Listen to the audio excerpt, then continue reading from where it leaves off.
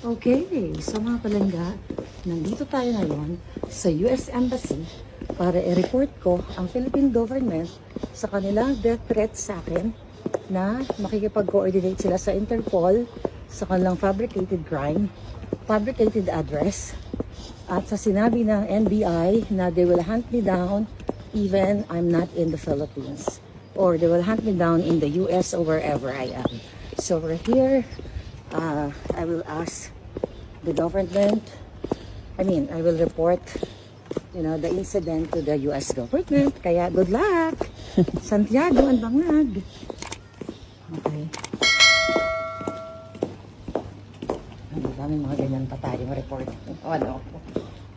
Ayun. Dito. Hello mga palangga! Andito tayo ngayon sa Embassy of the United States. So, nireport natin ang mga talawan.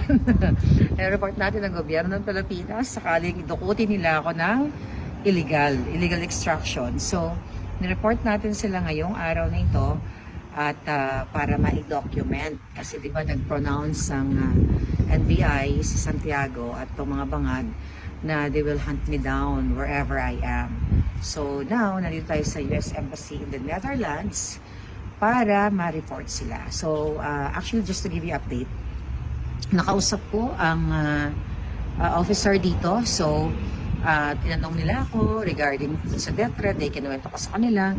At sinabi ko na i-report na actually yung mga issue na ito, mga incidenting ito sa FBI sa California. So, dinocument, ganyan-ganyan. So, now, nag-offer sila kung ano daw yung assistance na pwede nila ibigay sa akin. So sabi ko, escort pag uwi ko sa Pilipinas, escort pag uwi ko sa California. So, ayun, at kinuha nila yung aking information and they will update me sa aking mga concern and request. So, mula dito sa US Embassy in the Netherlands, this is your palangga. See you! Diba ang bongga ng aking Paris hat?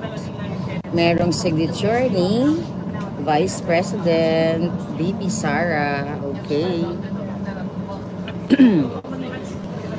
So, nandito kami ngayon sa tram for the first time. Nakasakay kami ng tram dito sa The Hague, sa Netherlands. Okay, tingnan natin ang mga eksena kasi alam ko, kita nyo naman yung festlock ko. Alright. So, ayan. So mga palangga, ay update dito. Kanina, I believe my live si Alvin, nandoon sila. Pumunta si Vice President Inday Sara doon sa ICC. Ayan. So ngayon, umikot muna kayo para maiba muna ang ating mga dramatization. Ayun na nga, nasa train kami. Napakaganda ng kanilang transportation dito. Ang napansin ko lang dito, compare sa Los Angeles, yung mga station, bus station, train station nila, wala silang masyadong wala talaga ako nakitang homeless palangga, believe me. Hindi katulad sa LA, bawat kanto may homeless. So,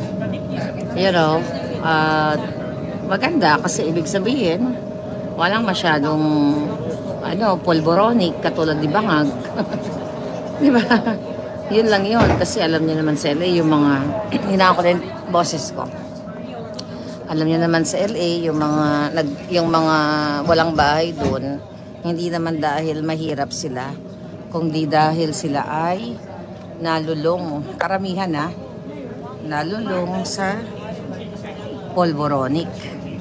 Alright, so ngayon batiin natin si BS Real. Ang ganda po ninyo, madam. Sabi ni Lydia Coleado. So ayan, napakita ko lang yung place, no? Parang probinsya siya. Again, ngayon lang ako naka-try ng tren kasi madalas nag-Uber kami para mabilisan. Pero ngayon, nagkaroon kami ng time na mag-ikot-ikot muna, pasyal ng konti. So, yes.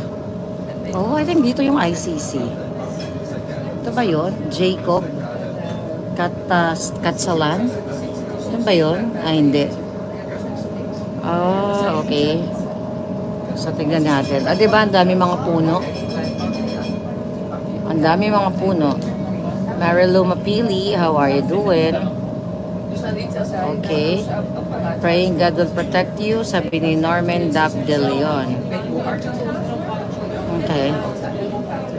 So, tinitignan ko kung ano yung babaan papuntang ICC. Ano? Ano daw? Next stop? Grabe mainit. Sunog na yung Feslock. Alright. So, ang ganda. Tsaka linis ng tren. Hindi siya amoy, amoy dugyot. Ano yun? Ba't di ako nakapunta dun sa lugar na yon? Okay. Kailangan mapuntahan bago kami jumuwi, no? Ah, parang nakita ko na yun. Yung university na yun. University ba yun?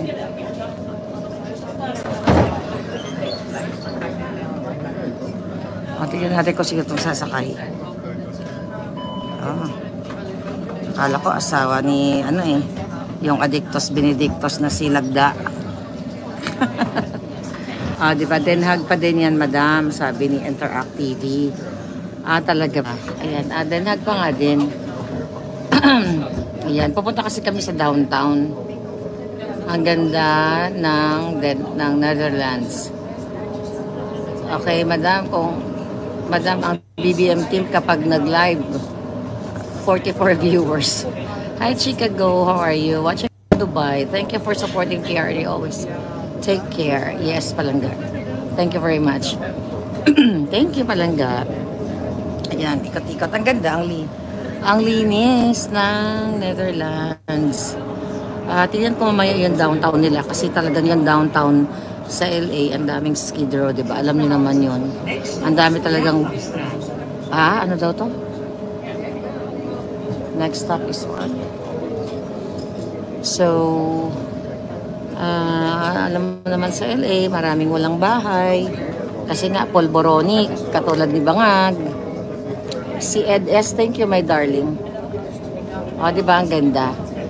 Ayan, tignan nyo yung mga lugar, yung mga structures, mga buildings.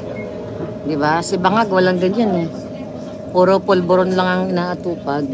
Kaya imbis na mag-build, bangag yung ginagawa. Kaya kawawa talaga kayo mga kababayan dyan sa Pilipinas. Kaya kailangan nyo nang kailangan nyo nang magkilos protesta. Right, Lady Virgo? Walang tambay. O nga. Oo, sa LA may mga tambay-tambay na rin doon eh. Sa downtown, hindi lang tambay. Ginagawa nilang bahay yung mga at saka walang mga tents. Diba? Yung mga pupunta sa LA. Yung sa downtown, I'm talking downtown. Nasaan na daw tayo? Ayan. Pero medyo, yung complaint ko lang dito, yung compare sa LA, yung kanilang mga road, medyo maliliit. Parang wala ako nakitang freeway. Parang wala. Nung pumunta kami kala Hazel, medyo malaki yung daan. Pero hindi katulad sa California, sa Amerika, na yung mga, ano tawag dyan, yung mga freeway, yung mga malalaking daan talaga. It's so bongga. O, diba? Kabog sa banga. Ayan, Moritz-Cade. Ayan pala. Nakita niyo ba yan? Tingnan mo, Ang linis, no, Palangga. Pati itong salamin ng walang masyadong nagbabandal. Although, ayan, merong konti. Ayan, komportable tayo ngayon. Hindi ako nakatako ngayon kasi naglalakad-lakad ang alindog ko. So, kaya medyo from 5'8", naging 5'3" na lang ako. Diba? From 5'8", naging 5'3". So, yun yung katotohanan talaga, Palangga. Yan ang katotohanan na hindi pwedeng pasinungalingan. Alam nyo yan. Nord? Ano to? Ayan. Ganda. Ang linis. Centrum Nord.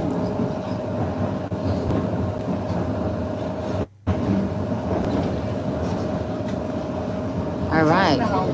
Next stop, Knuterdijk, Paleis Noordeinde, Noordeinde Palace, Gevangenpoort. Informatiecentrum Binnenhof.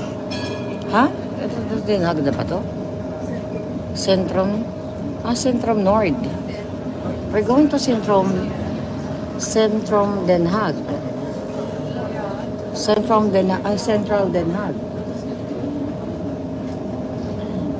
Ito na ba yun? Tama, talaga may mga taga-ano ba dito? Centrum Nord. Hindi pa ito. Isa pa siguro na. Centrum Nord.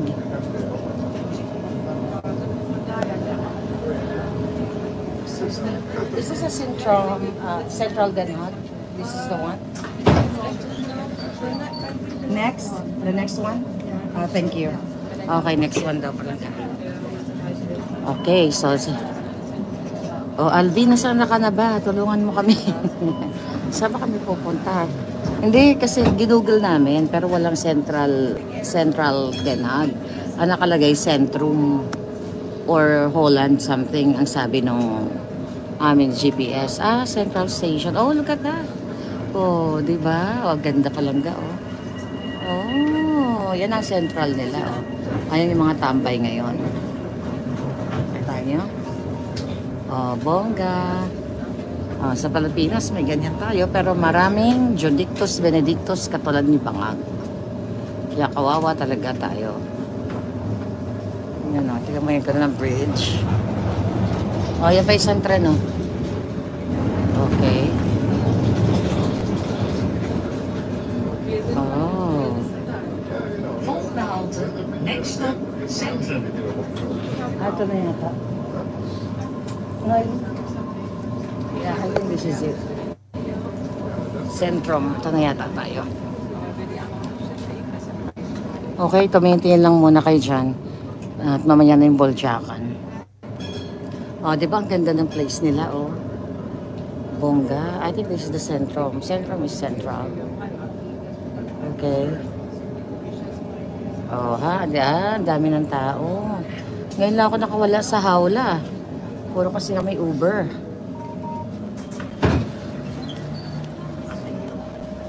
Okay.